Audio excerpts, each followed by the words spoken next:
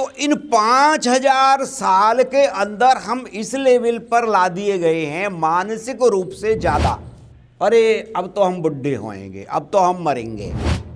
वेदों में कहा है मन ही ब्रह्म, जो आपका मन है ये ही ब्रह्म है। और ब्रह्म को बताया, उसी का दूसरा नाम, अनेक नाम रखे, ईश्वर, कि वो कैसा है, सर्वशक्तिमान। कैसा है? सर्वशक्तिमान।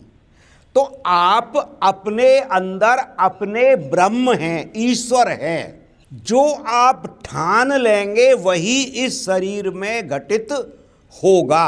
जो लोग पुराने काल में हजारों साल जीते थे, अगर हम अपने ग्रंथों को सत्य माने तो सतयुग में 1,00,000 साल, त्रेता में 10,000 साल, द्वापर में 1,000 साल और कलयुग में 100 साल का विधान बताया। ऐसा नहीं कि वहां मृत्यु आनी निश्चित है ना। भगवान राम ने 10,000 साल से ऊपर राज्य किया और उसके बाद वो प्राकृतिक रूप से नहीं गए। सब भाइयों ने जल समाधि ली कि भाई अब तो बहुत रह लिए। तो सतयुग में, त्रेता में, द्वापर की गणना में आप जाएं तो द्वापर के अंत में महाभारत का युद्ध हुआ। और महाभारत के युद्ध में सबसे बड़े जो बलशाली महारथी थे वो कौन थे? भीष्म पितामह। भीष्म पितामह, उनकी आप आयु की गणना करेंगे तो कम से कम 260 वर्ष के थे। और वो कैसे थे? महारथी, बुढ़े नहीं थे।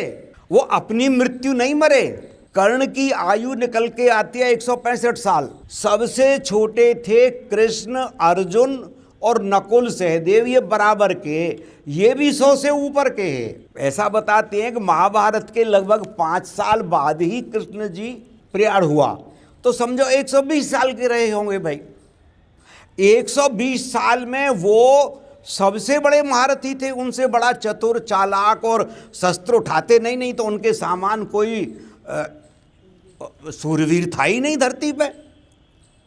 अर्जुन जैसा महाबली नहीं था, भीम जैसा महाबली नहीं था।